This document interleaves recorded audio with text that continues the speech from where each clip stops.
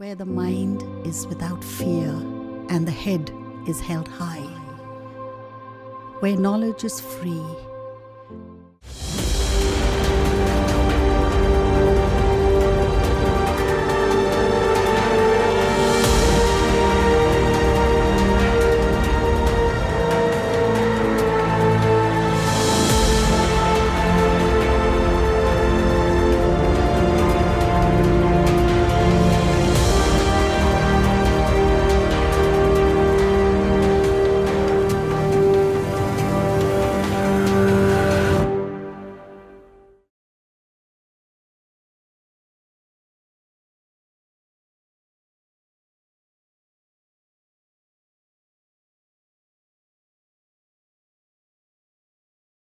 Hello students, আমার নাম শুভজিৎ চৌধুরী। আমি চণ্ডীপুর জুনিয়র হাই স্কুলের পদার্থবিদ্যা সহশিক্ষক। তো আজকে আমি যেটা পড়াবো সেটা হচ্ছে নবম শ্রেণীর ভৌতবিজ্ঞানের স্থিতিস্থাপকতা পোর্শন। এর আগে ক্লাসে আমি তোমাদের সান্দ্রতা পড়িয়েছি, তারপরে যে টপিক স্থিতিস্থাপকতা বা ইলাস্টিসিটি সেটা নিয়ে আজকে আলোচনা করব। তো আলোচনার শুরুতে প্রথমে যেটা আসবো আমরা সেটা হচ্ছে স্থিতিস্থাপকতা জিনিসটা কি। খুব ইম্পর্টেন্ট চ্যাপ্টার, খুব ভালো করে বুঝবে। যেটা তোমাদের ক্লাস 11-এও আছে। যে ধরে নাও এটা একটা বস্তু, এই বস্তুটাকে আমি বাইরে থেকে বল প্রয়োগ করছি। যদি সরল রৈখিক কথা ভাবি আমরা, মানে লিনিয়ার মোশন বা সরলরৈখিক গতিকতা ভাবি, তাহলে সেটা বল হবে। আর যদি ঘূর্ণন গতিকতা ভাবি তাহলে তোমরা জানো যে সেই ক্ষেত্রে আমরা সেটাকে কি বলবো, দণ্ড বা টর্ক বলবো, দণ্ডবল বা টর্ক বলবো। তো বাইরে থেকে এরকম বল বা দ্বন্দ্ব প্রয়োগ করে যদি একটা বস্তুর আকার বা আয়তন বা দুটোই পরিবর্তন করি বা করার চেষ্টা করি, তখন বস্তুটা কি করবে, বস্তুটা হচ্ছে সবসময় এই যে পরিবর্তনটা, এই পরিবর্তনটাকে কি করবে, বাধা দেবে।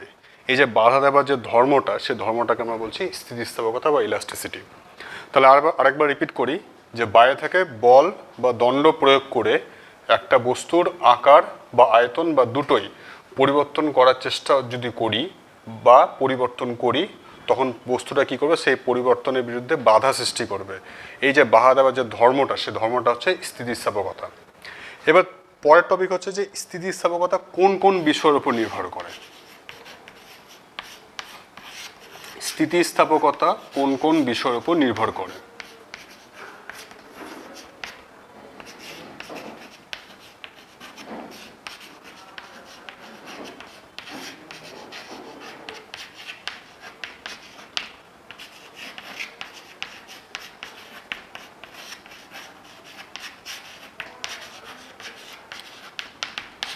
প্রথমত হচ্ছে স্থিতিস্থাপকতা নির্ভর করবে পদার্থের উষ্ণতার উপর।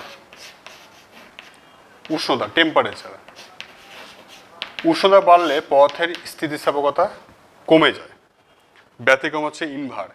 ইনভারের যদি আমরা উষ্ণতা বাড়াই তাহলে এর স্থিতিস্থাপকতা কোনো পরিবর্তন হয় না।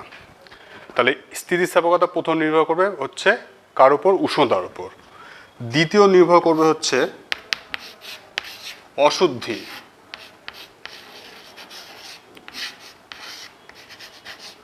যদি কোনো পদার্থের সাথে আমরা যদি কোনো অশুদ্ধি মিশাই তাহলে পদার্থটার স্থিতিস্থাপকতা পরিবর্তিত হয়, বাড়তেও পারে কমতেও পারে। যেমন যদি সোনার সাথে আমরা, সোনার মধ্যে যদি আমরা পটাশিয়াম মিক্সড করি বা মিশাই, তাহলে কি দাঁড়াচ্ছে, সোনার যে স্থিতিস্থাপকতা বা ইলাস্টিসিটি সেটা কি হবে, বৃদ্ধি পাবে। তাহলে অশুদ্ধি, যদি পদার্থের সাথে যদি কোনো কিছু অশুদ্ধি মিশাই তাহলে তার স্থিতিস্থাপকতা চেঞ্জ হয়। যেমন সোনার সঙ্গে যদি আমরা পটাশিয়াম মিশাই তাহলে সোনার ইলাস্টিসিটি বা স্থিতিস্থাপকতা কি হবে, বেড়ে যাবে। নেক্সট 3 নম্বর পয়েন্ট হচ্ছে উত্তপ্তকরণ ও শীতলীকরণ। উত্তপ্তকরণ ও শীতলীকরণ।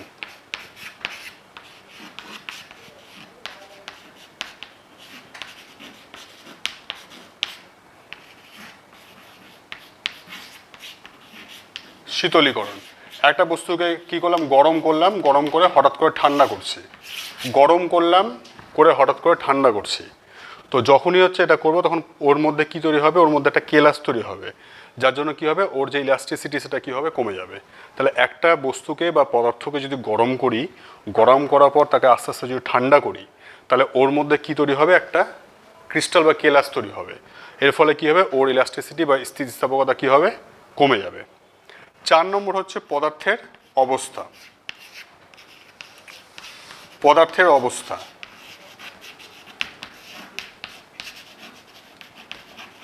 পদার্থের অবস্থা। একটা বস্তু যখন কঠিন অবস্থা থাকে তার ইলাস্টিসিটি বা স্থিতিস্থাপকতা সব থেকে কী হয়, বেশি হয়। তরল অবস্থা যখন সে আসবে তার ইলাস্টিসিটি কী হবে, আগে থেকে কমে যাবে। আর গ্যাসীয় অবস্থা যখন সে আসবে তখন তার ইলাস্টিসিটি কী হবে, সব থেকে কম হবে। তাহলে 4 নম্বর যে পয়েন্টটা বললাম সেটা আরেকবার রিপিট করছি, পদার্থের অবস্থা। কঠিন অবস্থায় একটা পদার্থের ইলাস্টিসিটি সব থেকে বেশি, লিকুইড অবস্থায় কী হবে, তার থেকে কী হবে, একটু কমে যাবে। গ্যাসীয় অবস্থায় ইলাস্টিসিটি সব থেকে কী হবে, সব থেকে কম হবে। তাহলে এই হচ্ছে কয়েকটা পয়েন্টস, যে পয়েন্টসগুলোর উপর হচ্ছে কি ইলাস্টিসিটি বা স্থিতিস্থাপকতা নির্ভর করে। প্রথম পয়েন্ট আরেকবার রিপিট করছি, উষ্ণতা। দ্বিতীয় পয়েন্ট হচ্ছে অশুদ্ধি। 3 নম্বর হচ্ছে উত্তপ্তকরণ ও শীতলীকরণ। আর 4 নম্বর হচ্ছে কি পদার্থের অবস্থা। এবার আসবো হচ্ছে স্থিতিস্থাপকতা রিলেটেড বেশ কিছু ডেফিনেশন, কিছু সংজ্ঞা, যেটা আমাদের খুব জরুরি। প্রথমে যে সংজ্ঞাটা খুব জরুরি সেটা হচ্ছে ইলাস্টিক লিমিট বা স্থিতিস্থাপক সীমা। স্থিতিস্থাপক সীমা।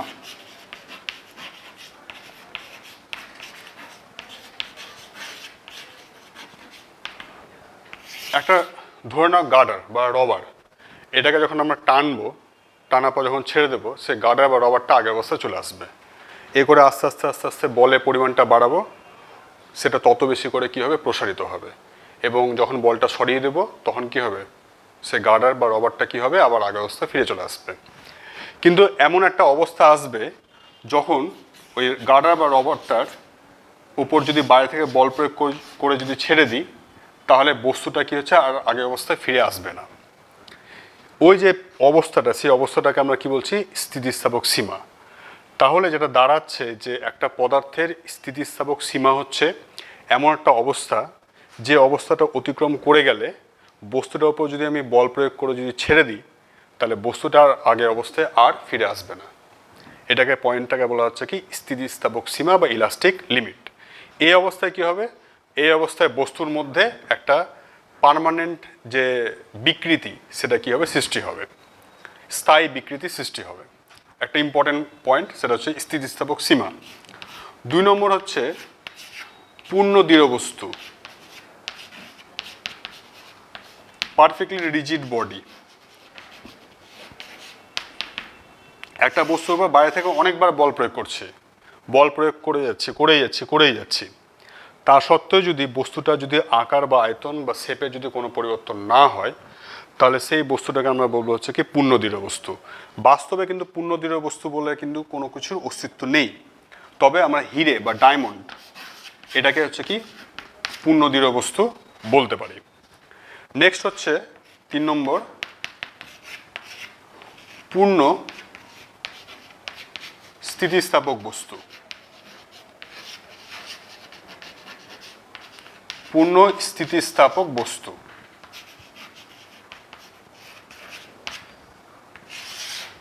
এই বস্তুটার কথাই ভাবো। আচ্ছা, আরেকটা বস্তু আছে, এই বস্তুটার কথা ভাবলাম, এর ওপর কি করছি, বাইরে থেকে বল প্রয়োগ করলাম, করে বলটা যদি সরিয়ে নিই, উইথড্র করে নিই, তাহলে বস্তুটা যদি ঠিক আগে অবস্থায় ফিরে আসতে পারে, তাহলে সেই বস্তুটাকে আমরা বলবো হচ্ছে কি পূর্ণ দৃঢ় বস্তু, পূর্ণ স্থিতিস্থাপক বস্তু। অর্থাৎ একটা বস্তুর উপর বাইরে থেকে বল প্রয়োগ করলাম, করার পর দেখালো বস্তুটা একটু আয়তন আকারে বেড়ে গেল, দৈর্ঘ্য প্রস্থ এগুলোতে বেড়ে গেল। বেড়ে যাওয়ার পর যদি বলটা সরিয়ে দিই, এই বলটা সরিয়ে দেওয়ার পর যদি ঠিক আগে অবস্থায় ফিরে আসতে পারে, এক্স্যাক্টলি এই শেপটাতে যদি ফিরে আসতে পারে, তাহলে এই বস্তুটাকে আমরা কি বলবো, পূর্ণ স্থিতিস্থাপক বস্তু বলবো। কিন্তু বাস্তবে মনে রাখবে, পূর্ণ স্থিতিস্থাপক বস্তু বলে কোনো কিছুর অস্তিত্ব নেই। 4 নম্বর পয়েন্ট হচ্ছে ভঙ্গুর বস্তু, ফ্র্যাজাইল সাবস্টেন্স।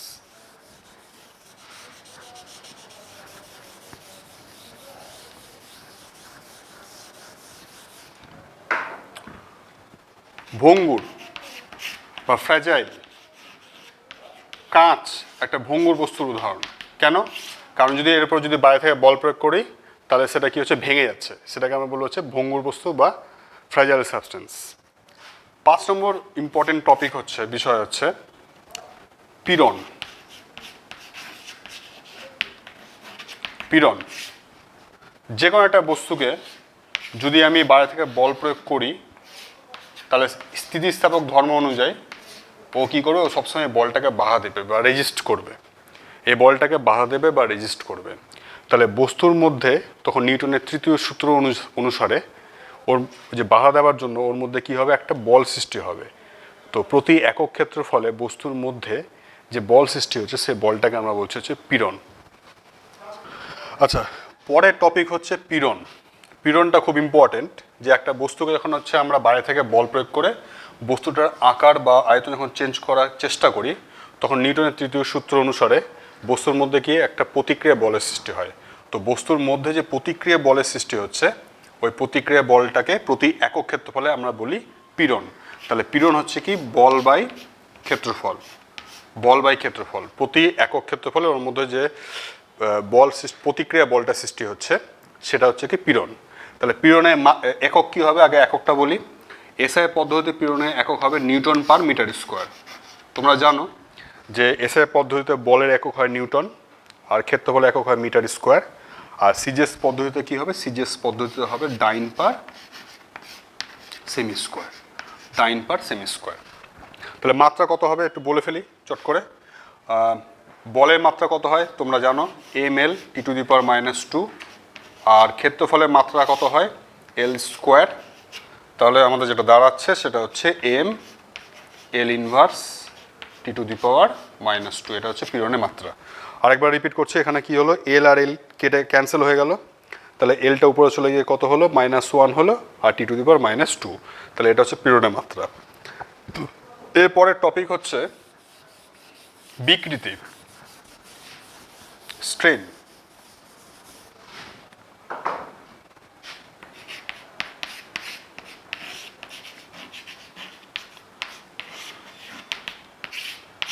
একটা বস্তুর ধরে নাও প্রাথমিক দৈর্ঘ্যটা হচ্ছে এল, ওর ওপর আমি যখন বল প্রয়োগ করছি ওর দৈর্ঘ্য বাড়তেও পারে কমতেও পারে। তো ধরে নাও দৈর্ঘ্যটা পরিবর্তন হলো, পরিবর্তন বলছে এই কারণে যে বাড়তেও পারে কমতেও পারে। তাহলে এই যে প্রতি একক দৈর্ঘ্যে যে দৈর্ঘ্য পরিবর্তন সেটাকে আমরা বলছি দৈর্ঘ্য বিকৃতি। দৈর্ঘ্য বিকৃতি। একইভাবে ক্ষেত্রফলেরও বিকৃতি হয়, ডেল্টা এ বাই এ। আয়তন বিকৃতিও হয়, ডেল্টা ভি বাই হচ্ছে কত, ভি। এই ডেল্টা চিহ্নটা হচ্ছে পরিবর্তন অর্থে, কারণ হচ্ছে যখন আমি বাইরে থেকে বল প্রয়োগ করব তখন তার দৈর্ঘ্য বাড়তেও পারে কমতেও পারে, ওই জন্য আমি পরিবর্তন শব্দটা এখানে আমরা ইউজ করলাম। তাহলে তোমরা বুঝতে পারছো এই যে বিকৃতি, এই যে এটাও দৈর্ঘ্য একক এটাও দৈর্ঘ্য একক, কেটে গেল, ক্যান্সেল হয়ে যাচ্ছে। এটাও ক্ষেত্রফলের একক এটাও ক্ষেত্রফলের একক, ক্যান্সেল হয়ে যাচ্ছে। এটাও আয়তনের একক এটাও আয়তনের একক, কী হচ্ছে, দুটো ক্যান্সেল হয়ে যাচ্ছে। তাহলে বুঝতে পারছো যে বিকৃতির কোনো একক নেই। পীড়নের যেমন নির্দিষ্ট একটা একক আছে, বিকৃতির কোনো একক নেই। আচ্ছা, এবার আসছে অসহ পীড়ন, 6 নম্বর টপিক। অসহ পীড়ন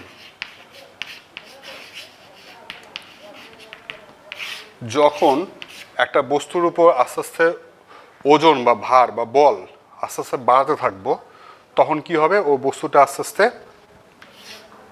দৈর্ঘ্যটা বাড়তে থাকবে। এটা একটা মনে করো যে কোনো একটা বস্তু বা তার ঝোলানো আছে, তার এখানে আমি একটা ওজন চাপিয়ে দিয়েছি। তো এই ওজনের মানটা যতটা আস্তে আস্তে বাড়াবো তত কি হবে, এ আস্তে আস্তে লম্বা হতে থাকবে, আস্তে আস্তে দৈর্ঘ্যটা বাড়তে থাকবে। একসময় কি হবে, এর ওজন সহ্য করা একটা সীমা আছে, সেই সীমাটা যখনই অতিক্রম করে যাবে তখন কি হবে, ও হচ্ছে বস্তুটা আর থাকতে পারবে না, বস্তুটা ছিঁড়ে যাবে। তো সেই পীড়নটাকে আমরা কি বলছি, অসহ পীড়ন। যে পীড়নটা অতিক্রম করলে বস্তুটা কি হবে, আর সেই ভারটা সহ্য করতে পারবে না, ও কি হবে, নিজের অবস্থা থেকে ছিঁড়ে যাবে। এটাকে আমরা বলছি হচ্ছে কি অসহ পীড়ন। তাহলে এই কটা টপিক হচ্ছে স্থিতিস্থাপকতা রিলেটেড টপিক, যেটা আমাদের স্থিতিস্থাপকতা বুঝতে সাহায্য করে। এর পরের টপিক হচ্ছে হুকের সূত্র।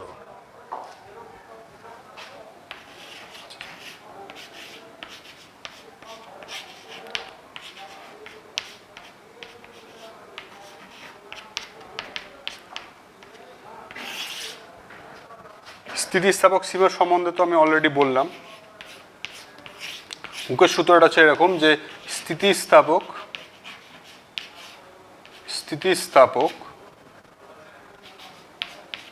সীমার মধ্যে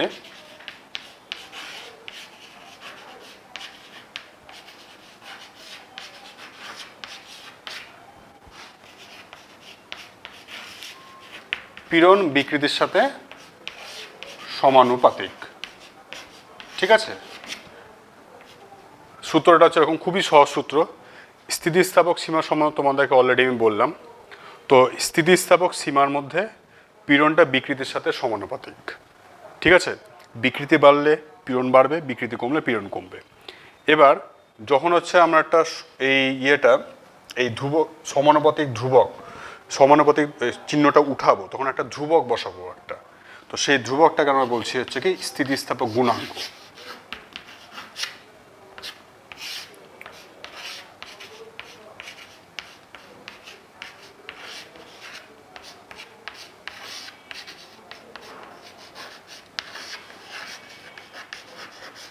মডিউলাস অফ ইলাস্টিসিটি বলবো আমরা, স্থিতিস্থাপক গুণাঙ্ক বলবো। ঠিক আছে, তাহলে পীড়ন বাই বিকৃতি ধ্রুবক কোন সীমার মধ্যে? স্থিতিস্থাপক সীমার মধ্যে। এই ধ্রুবকটাকে আমরা বলবো হচ্ছে স্থিতিস্থাপক গুণাঙ্ক। এবার স্থিতিস্থাপক গুণাঙ্ক বেশ কয়েক রকমের হয়, তো সেগুলো ডিটেলস তোমাদের নেই, তাও আমি একটু বলে দিই। একটা হচ্ছে ইয়ং গুণাঙ্ক, এটা আমাদের আছে। ইয়ং গুণাঙ্ক। একটা হচ্ছে আয়তন বিকৃতি গুণাঙ্ক।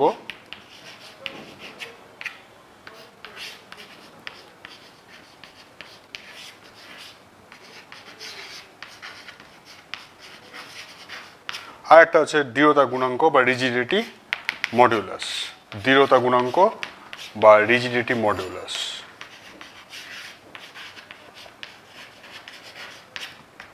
আরও আছে অ্যাক্সেল মডুলাসও আছে, তো অত ডিটেলস তোমাদের নেই। তোমাদের যেটা আছে ডিটেলস, এটা হচ্ছে ইয়ং গুণাঙ্ক। ইয়ং গুণাঙ্ক তোমাদের আছে। এবারে ইয়ং গুণাঙ্কটাতে আসছি এবং এর মান নির্ণয় করব আর জিনিসটাকে সেটা বলবো।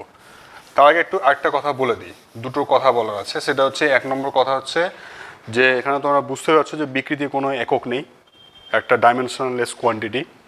তো সেই জন্য হচ্ছে স্থিতিস্থাপক গুণাঙ্কের একক আর পীড়নের একক কীভাবে দুটো সেম হবে।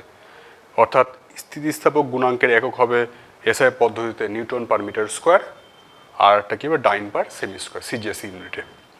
দ্বিতীয় কথা হচ্ছে, একটা ইম্পর্টেন্ট টপিক বা প্রশ্ন আছে, পীড়ন ও বিকৃতির মধ্যে কোনটা মৌলিক, কোনটা আগে আছে।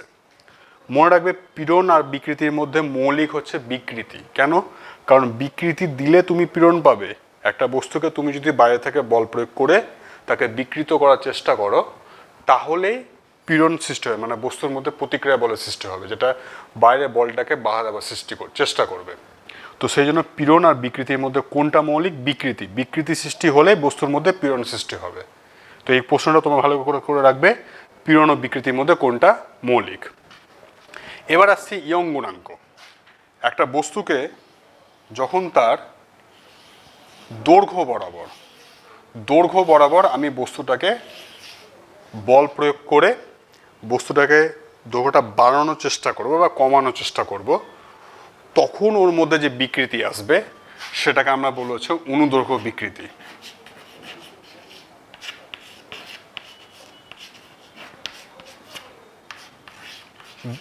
দৈর্ঘ্য বরাবর। তো কাজে ওর মধ্যে যে পীড়ন সৃষ্টি হবে, সেই পীড়নটাকে আমরা কি বলবো? আমরা বলবো হচ্ছে অনুদৈর্ঘ্য পীড়ন।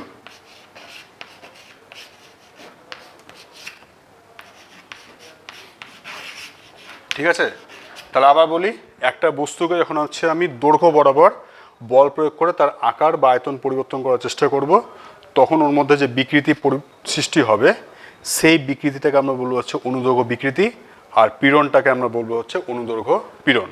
তাহলে ইয়ং গুণাঙ্কের সংজ্ঞাটা কি দাঁড়াবে? স্থিতিস্থাপক সীমার মধ্যে অনুদৈর্ঘ্য পীড়ন ও অনুদৈর্ঘ্য বিকৃতি, এই দুটো অনুপাতকে আমরা বলবো হচ্ছে কি ইয়ং গুণাঙ্ক। আরেকবার রিপিট করছি, স্থিতিস্থাপক সীমার মধ্যে অনুদৈর্ঘ্য পীড়ন ও অনুদৈর্ঘ্য বিকৃতি, এই দুটোর অনুপাতকে আমরা বলবো হচ্ছে কি ইয়ং গুণাঙ্ক বা ইয়ং মডিউলাস। এটাকে ইয়ং গুণাঙ্ককে আমরা ওয়াই দিয়ে ডিনোট করবো, বড় হাতের ওয়াই দিয়ে চিহ্নিত করব। তাহলে ইয়ং গুণাঙ্ক ওয়াই হচ্ছে কত? ইয়ং গুণাঙ্কটা তাহলে ওয়াই কি? স্থিতিস্থাপক সীমার মধ্যে অনুদৈর্ঘ্য পীড়ন ও অনুদৈর্ঘ্য বিকৃতি অনুপাত। সংজ্ঞা লেখার সময় অবশ্যই কিন্তু স্থিতিস্থাপক সীমার মধ্যে এই কথাটা উল্লেখ করবে, নাহলে কিন্তু নাম্বার পাবে না। এবার আসবে হচ্ছে ইয়ং গুণাঙ্কের মান নির্ণয়।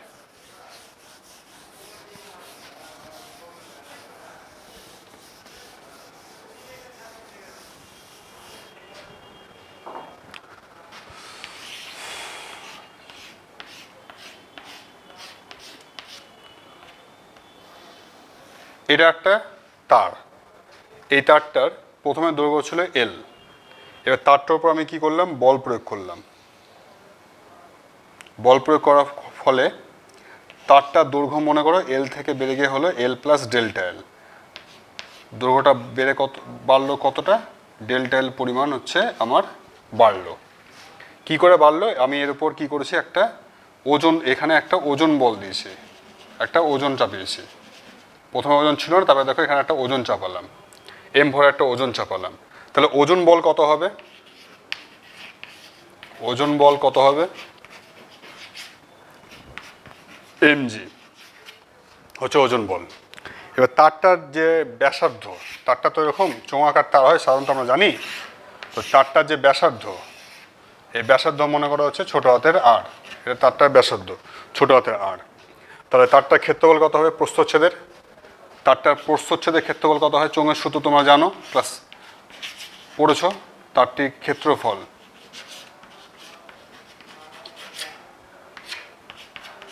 পাই আর স্কোয়ার। ঠিক আছে? তাহলে ইয়ং গুণাঙ্ক মানে কি বলেছিলাম? একটু আগে বললাম ইয়ং গুণাঙ্ক ওয়াই হচ্ছে কি অনুদৈর্ঘ্য পীড়ন বাই অনুদৈর্ঘ্য বিকৃতি। অনুদৈর্ঘ্য পীড়ন কতটা? এমজি বাই কত হচ্ছে পাই আর স্কোয়ার। এটা হচ্ছে কি অনুদৈর্ঘ্য পীড়ন। আর অনুদৈর্ঘ্য বিকৃতি কতটা হবে বলো?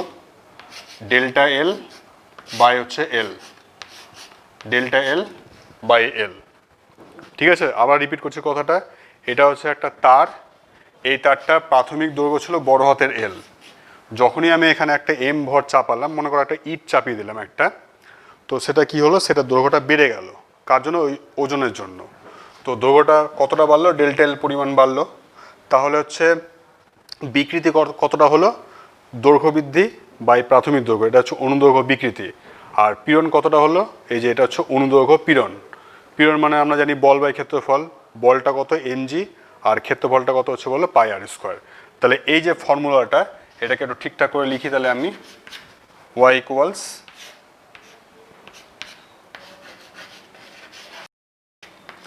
mgl by pi r square delta l. এটা হচ্ছে ইয়ং মডিউলাস বা ইয়ং গুণাঙ্ক নির্ণয় করার ফর্মুলা। এই ফর্মুলাটা খুবই ইম্পর্ট্যান্ট। এই ফর্মুলাটার সাহায্যে হচ্ছে আমরা অঙ্ক করবো, একটু পরে আমরা অঙ্কে আসবো, নিউমেরিক্যালগুলো করবো আমরা এই ফর্মুলাটার সাহায্যে।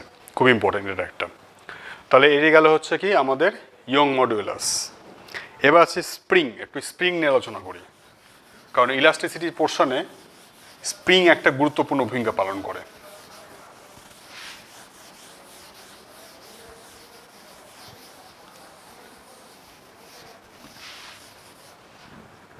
স্প্রিংয়ের প্রসারণ।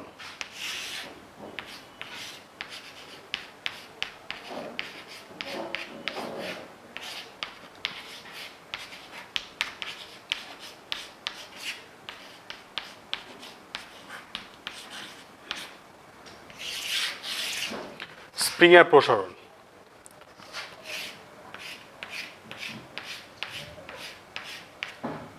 এটা একটা স্প্রিং।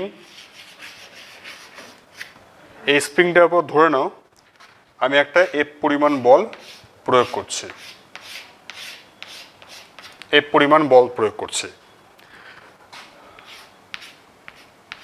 যত বেশি স্প্রিংটাকে যত বেশি হচ্ছে আমি কি করব? আমি নিচের দিকে নামানোর চেষ্টা করব, তত কি হবে? বেশি পরিমাণে বল লাগবে। তাহলে এফ সমানুপাতিক এক্স। এক্সটা সরণ, স্প্রিংটার প্রাথমিক যে অবস্থা আছে সে প্রাথমিক অবস্থা থেকে আস্তে আস্তে কী করছে, নিচে দিকে নামাচ্ছে, সরাচ্ছে, টানছে আস্তে আস্তে। যত বেশি সরাবো তত বেশি পরিমাণে কী লাগবে, আমার বল লাগবে। তাহলে যখন হচ্ছে এই সমানুপাতিক চিহ্নটা আমি উঠিয়ে দেব, তখন এখানে একটা সমান চিহ্ন আসবে। তাহলে এই কেটাকে বলা হচ্ছে কি, বল ধ্রুবক, ফোর্স কনস্ট্যান্ট বা স্প্রিং কনস্ট্যান্টও বলে এটাকে। কেটাকে বলা হয় বল ধ্রুবক।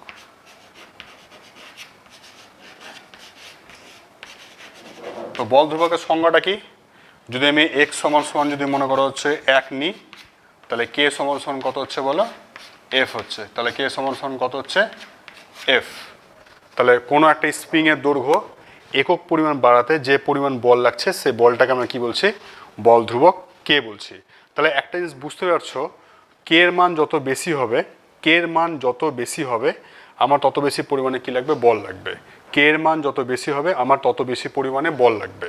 সেই জন্য কেটা অ্যাকচুয়ালি কী বোঝাচ্ছে, কেটা হচ্ছে একটা স্প্রিংয়ের নমনীয়তা বোঝাচ্ছে, স্টিফনেস। স্টিফনেস মানে কতটা শক্ত। যত বেশি আমার বল লাগবে, যত একটা স্প্রিংয়ের কে এর মান যত বেশি হবে আমার তত বেশি পরিমাণে বল লাগবে। তাহলে স্প্রিংটা কতটা শক্ত সেটা হচ্ছে তার বল ধ্রুবক দিয়ে বোঝানো হয়, অর্থাৎ নমনীয়তা বোঝানো হয় বল ধ্রুবকের দ্বারা। ঠিক আছে, তাহলে কে এর একক কী দাঁড়াবে, কে এর একক দাঁড়াবে হচ্ছে আমার হচ্ছে নিউটন পার মিটার, আর দাঁড়াবে কি এসআই একক, আর সিজিএস একক যেটা দাঁড়াবে সেটা হচ্ছে ডাইন পার সেন্টিমিটার, ডাইন পার সেন্টিমিটার। তাহলে কে বা বল ধ্রুবকের এসআই একক হলো নিউটন পার মিটার, আর সিজিএস একক হলো ডাইন পার সেন্টিমিটার।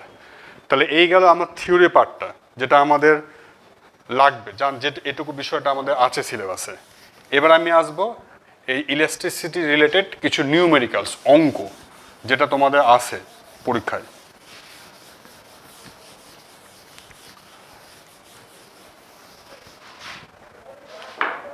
আচ্ছা, স্টার্টিংয়ে প্রথমে যে অঙ্কটা আমরা করাবো সেটা হচ্ছে 1 নম্বর অঙ্কটা হচ্ছে একটি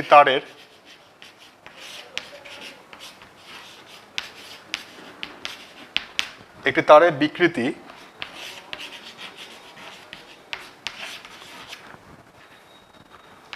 0.1 2%, সেটির দৈর্ঘ্য 10 মিটার হলে তার দৈর্ঘ্য পরিবর্তন কত, তারটির দৈর্ঘ্য পরিবর্তন কত হবে।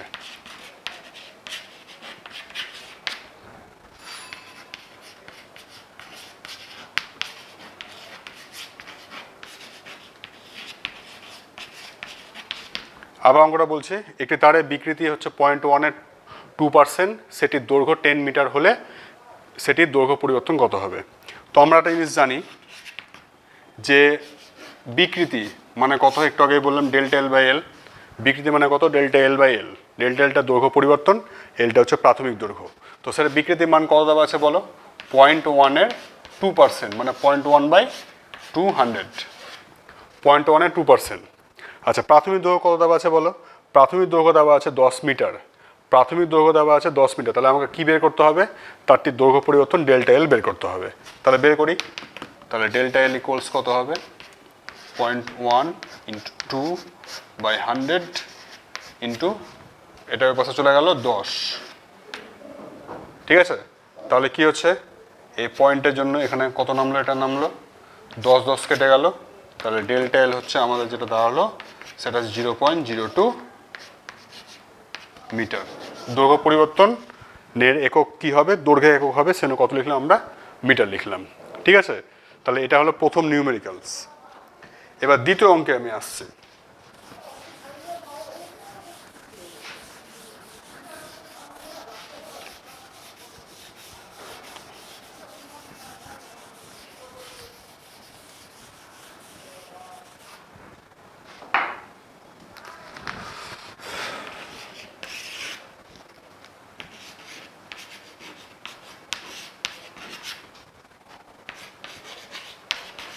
দ্বিতীয় অঙ্কটা হচ্ছে এরকম যে একটা 1 মিটার দৈর্ঘ্য 2 মিলিমিটার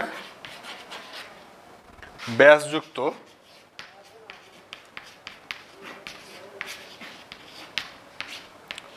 তারের 3.1 কেজি ভরের বস্তু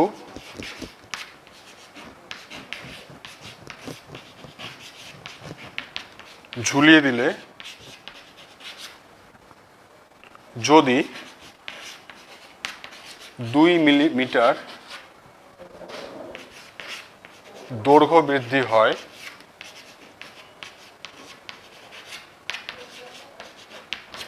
হয় তার পীড়ন কত হবে? তার পীড়ন কত হবে? অঙ্কটা আরেকবার রিপিট করছি আমি, যে একটা 1 মিটার দৈর্ঘ্য ও 2 মিলিমিটার ব্যাসযুক্ত তারে 3.14 কেজি ভরে বস্তু ঝুলিয়ে দিলে যদি 2 মিলিমিটার দৈর্ঘ্য বৃদ্ধি হয় তাহলে তার পীড়ন কত হবে? তাহলে পীড়ন মানে কি বলেছিলাম? পীড়নটা কি বলো? পীড়ন মানে হচ্ছে বল বাই ক্ষেত্রফল, বল বাই ক্ষেত্রফল।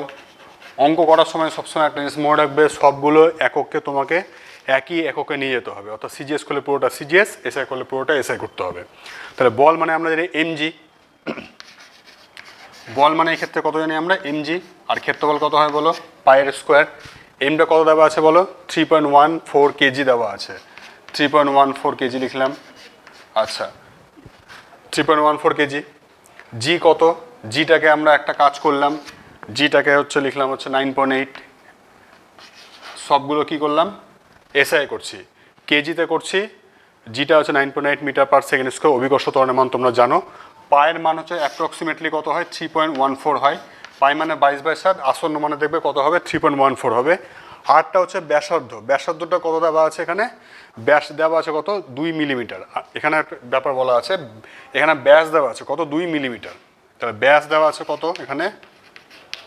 2 মিলিমিটার। তাহলে ব্যাসার্ধ কত হবে? 2 দিয়ে ভাগ করে দেবো। তাহলে 1 মিলিমিটার। মিটারে নিয়ে গেলে কী করতে হয়? 1000 দিয়ে ভাগ করতে হয়। তাহলে 1000 মিলিমিটার। তাহলে এখানে আমি আর জায়গায় কত বসাবো? এই যে 1/1000 স্কোয়ার। তাহলে 1/1000 স্কোয়ার। তা 3.14 দেখো কেটে গেল। তাহলে যেটা দাঁড়াচ্ছে সেটা কত? 9.8 ইন্টু, এটা উপরে চলে গেল, 10 টু দি পাওয়ার কত হয়ে গেল? 6 হলো। 10 টু দি পাওয়ার 6 একক কী হবে বলো? Newton per metre square. তাহলে অঙ্কটা আরেকবার রিপিট করে দিই, যে এখানে আমাকে বের করতে হবে পীড়ন। পীড়ন মানে প্রযুক্ত বল বাই ক্ষেত্রফল। প্রযুক্ত বল কত? এম ইন্টু জি। তো এম তোমার দেওয়া আছে কত? 3.14। জি কত? এসআই পদ্ধতিতে একক হচ্ছে 9.8 মিটার পার সেকেন্ড স্কোয়ার বসালাম। পায়ের মান অ্যাপ্রক্সিমেটলি কত হয়? 3.14। আর আরটা ব্যাস দেওয়া আছে। ব্যাস কত দেওয়া আছে? 2 মিলিমিটার ব্যাস দেওয়া আছে। তাকে 2 দিয়ে ভাগ করে ব্যাসার্ধ নিয়ে আসলাম। মিলিমিটার থেকে মিটারে নিয়ে গেলে কী করতে হয়? 1000 দিয়ে ভাগ করতে হয়। Kilometre, hectometre, decametre, metre, deci, centi, milli. 1000 দিয়ে ভাগ করতে হয়, সে ভাগ করলাম। তাহলে এখানে মানটা বসালাম। এই 10 টু দি পাওয়ার কত? 6 হচ্ছে, ওই 10 টু দি পাওয়ার 6 নিয়ে আসলাম। তাহলে এটা হচ্ছে আমার উত্তর। পীড়ন একক তাহলে কী বললাম? Newton per metre square. এখানে মনে রাখবে সবগুলো একককে আমি এসআই করেছি, সিজিএসও করতে পারো তোমরা। আচ্ছা, তৃতীয় অঙ্ক।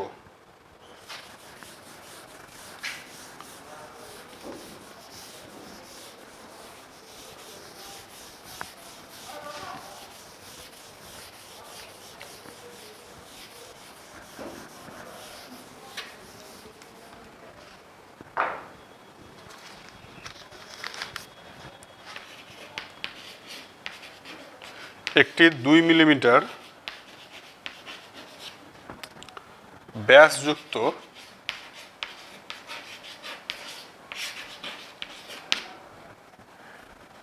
স্থিতিস্থাপক দড়ির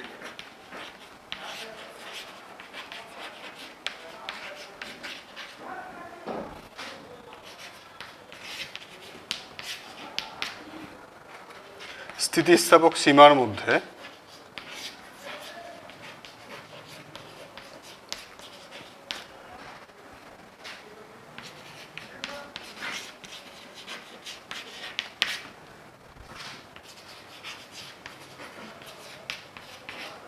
দৈর্ঘ্যের 1/20 অংশ বৃদ্ধি করতে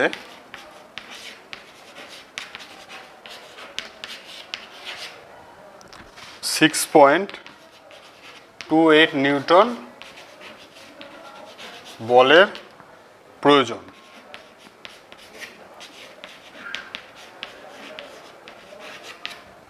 দড়ির ইয়ং গুণাঙ্ক কত?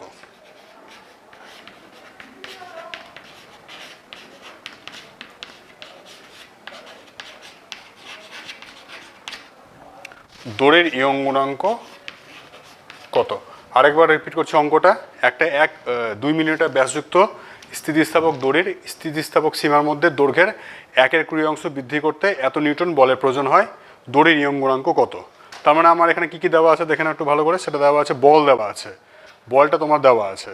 তাহলে প্রথম কাজ হচ্ছে কী বের করবো? ইয়ং গুণাঙ্ক মানে তো আমরা জানি ভালো করে, অনুদৈর্ঘ্য পীড়ন বা অনুদৈর্ঘ্য বিকৃতি। এখানে তোমার অনুদৈর্ঘ্য বিকৃতি মানটা দেওয়া আছে, অনুদৈর্ঘ্য বিকৃতি মানটা দেওয়া আছে কত? সেটা 1/20। তাহলে এখানে অনুদৈর্ঘ্য বিকৃতি কত? অনুদৈর্ঘ্য বিকৃতি কত? 1/20। তাহলে পীড়নটা কত হবে? পীড়ন হচ্ছে বল বাই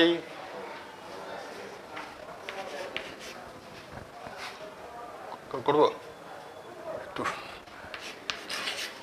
পীড়ন ইকুয়ালস হচ্ছে বল বাই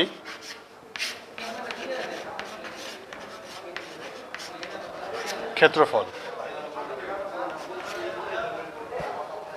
বল হচ্ছে 6.28 আর ক্ষেত্রফল হচ্ছে পাই আর স্কোয়ার।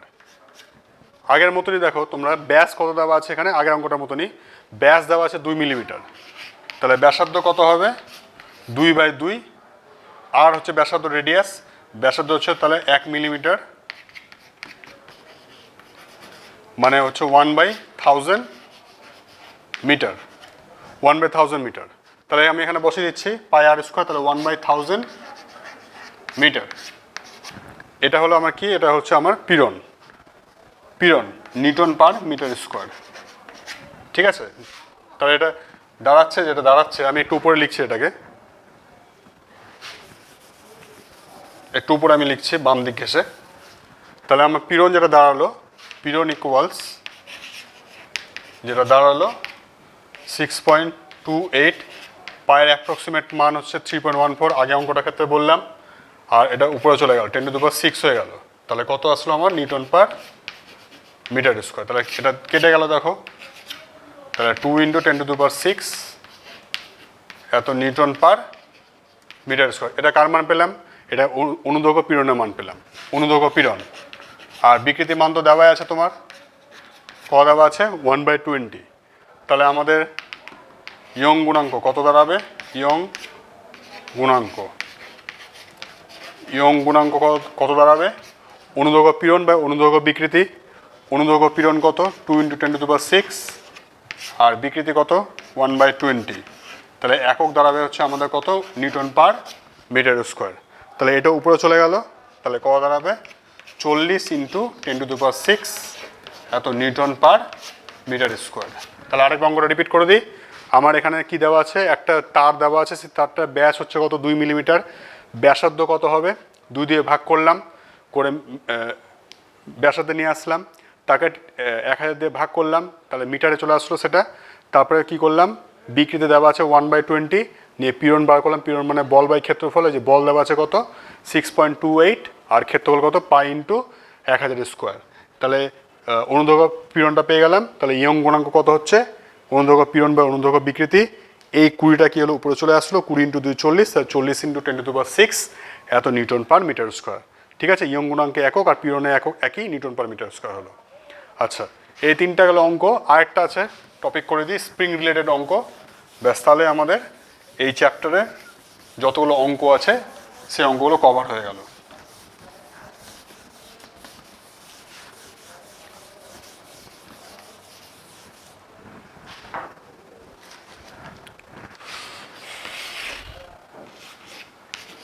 একটি স্প্রিংয়ের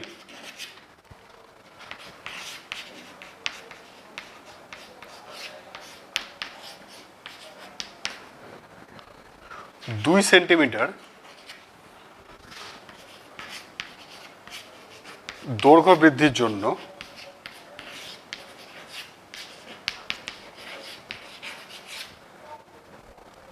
পঞ্চাশ ডাইন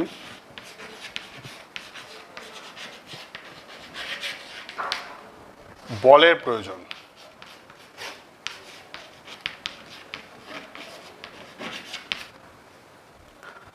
সেটির বল ধ্রুবক কত? সেটির বল ধ্রুবক কত?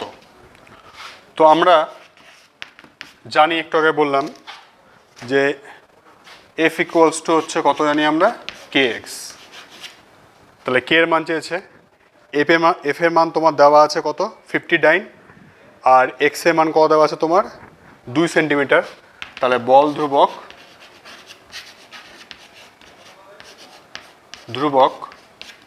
কে ইকুয়ালস কত হবে, এফ বাই এক্স।